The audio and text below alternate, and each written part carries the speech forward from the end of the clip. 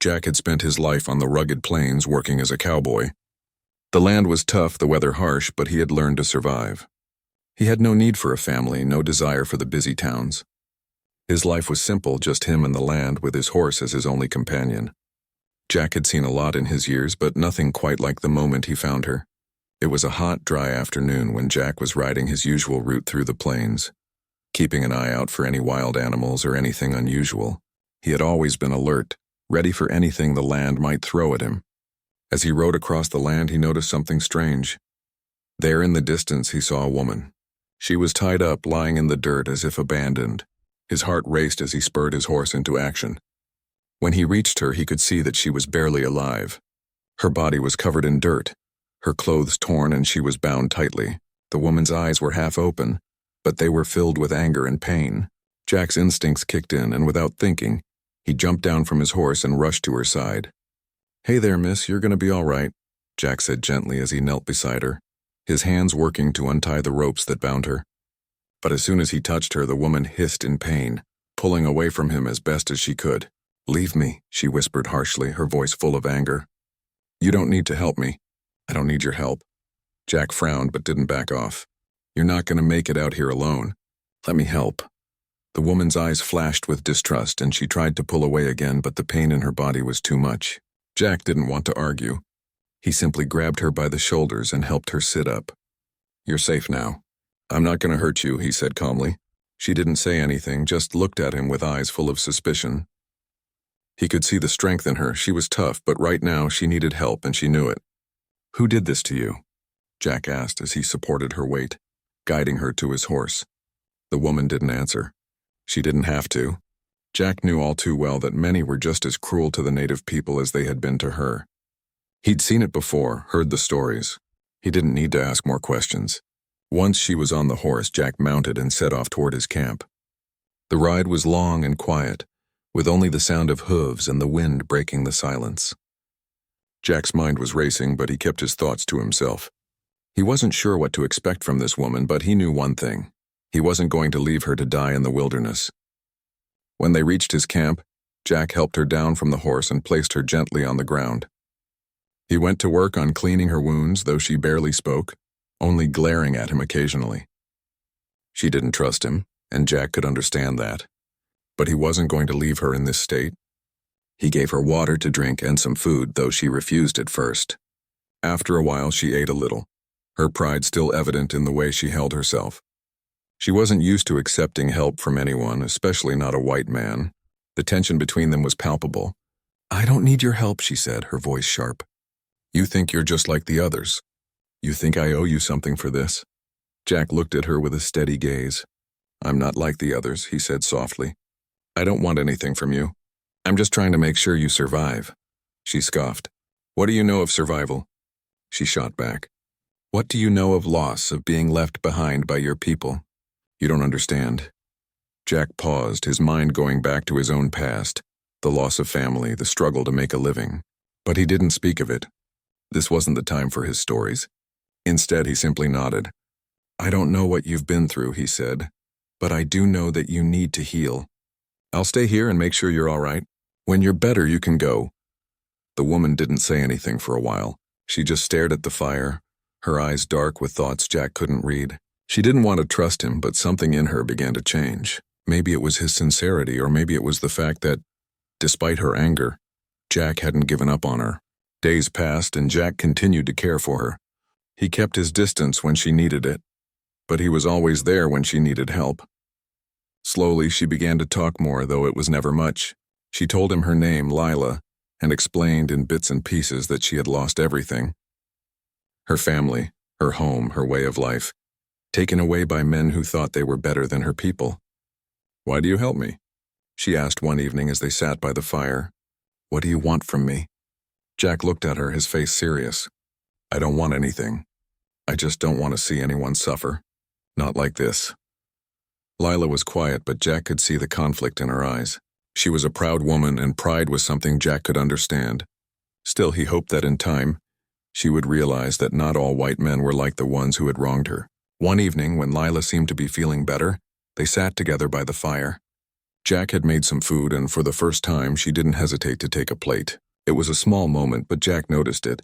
He decided to ask her a question he had been thinking about for days. "Lila," he said, "what's your story? You don't have to tell me, but I want to know. I want to understand." She didn't look at him right away. Instead, she stared into the fire, her face hard with the weight of her past. When she spoke, her voice was low, barely above a whisper. "My people were taken," she said, her words heavy with pain. "My family was torn apart. And I was left to die. It's what always happens. White men like you, like them, always think they can take what they want. And then leave us." Jack's heart sank. He had heard the stories, of course, but hearing it from her was different. He had never realized the depth of what people like Lila had endured. He didn't have an answer, so he simply sat with her in silence, letting her words hang in the air. Over the next few days, as Lila's strength returned, the tension between them lessened. She still didn't trust him fully, but she accepted his help. It was a slow process, and Jack knew it would take time. He was patient, waiting for the walls she had built to slowly come down. The days turned into weeks, and while their relationship remained difficult, Jack couldn't shake the feeling that he had made a real difference in her life.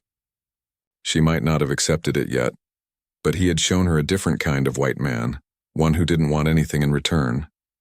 Just a cowboy trying to do what was right. As the days turned into weeks, Jack and Lila's relationship slowly shifted. At first, Lila had kept to herself, distant and wary of the cowboy who had saved her. But Jack didn't push her. He knew she had reasons for her anger and distrust, and he respected that.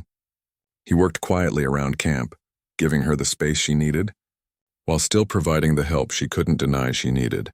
The camp became a place of routine, a safe haven in the middle of a vast and unforgiving land. Lila's wounds healed, and she started to regain some strength.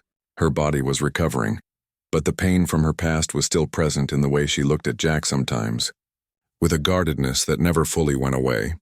One morning, as Jack was making breakfast, Lila approached him. For the first time in days, she didn't look away when he met her gaze. She still held her pride, but something was different. She had decided to speak. You did what most white men would never do," she said, her voice cautious but sincere. "You helped me when others would have left me to die." Jack stopped what he was doing and turned to her. "I told you before, I'm not like the rest of them." Lila nodded, though there was still doubt in her eyes. She was trying to reconcile the reality of Jack's kindness with everything she had known about men like him. She had seen too much to let go of her mistrust so easily. But something had changed between them. Jack had never pushed her to talk, never made her feel weak for needing help. He had simply been there, day in and day out, doing the work without expecting anything in return. Slowly, Lila began to recognize that his actions were different from what she had feared. As the days passed, Lila found herself thinking about the things Jack had said to her. He had been honest with her from the start, even when she was rude or cold. And while she still had her pride, there was something about Jack's quiet strength that made her want to know more. She started to ask him questions, small things about his life, about his past. It wasn't much, but it was a start. Jack answered her questions honestly, though he didn't share everything. He spoke of his childhood, of growing up on the plains, and of his years as a cowboy. He told her of the things he had lost, his family, his home, and how he had learned to survive on his own. He didn't offer sympathy, but he did offer understanding. One evening, as they sat by the fire, Lila spoke again, her voice quieter than before. "I don't understand you," she said. "I don't understand why you're doing this. You could have left me behind like everyone else." Jack looked at her, his face unreadable. "Maybe I'm different than the others. Maybe I don't want to see someone suffer when I can do something about it." Lila's eyes searched his face as if looking for any sign of deceit, but she found none. For the first time, she realized that Jack wasn't just offering her help out of some obligation or selfish desire. He wasn't trying to change her or make her feel indebted to him. He was simply offering kindness without strings attached. Still, Lila wasn't ready to let go of her bitterness. The pain of losing her people, her family, was too fresh in her mind. She couldn't forget the atrocities that had been committed against her and her people. And though Jack had been kind, she wasn't sure she could forgive the world for what had been taken from her. But one thing was clear. Jack had shown her a side of humanity she hadn't expected. He had saved her life not because he had to, but because he chose to, and that choice had changed her. The weeks wore on, and as Lila grew stronger, the days became easier. The tension between her and Jack eased as well. She started to help him with camp tasks, cooking meals, and caring for the horses. It wasn't much, but it was a sign of trust. She didn't know if she would ever fully trust him, but she was willing to work alongside him, which was more than she had ever done for anyone else. One morning, Jack went out to check the perimeter of the camp. He wasn't gone long, but when he returned, he found Lila standing by the fire, her face tense and her eyes scanning the horizon.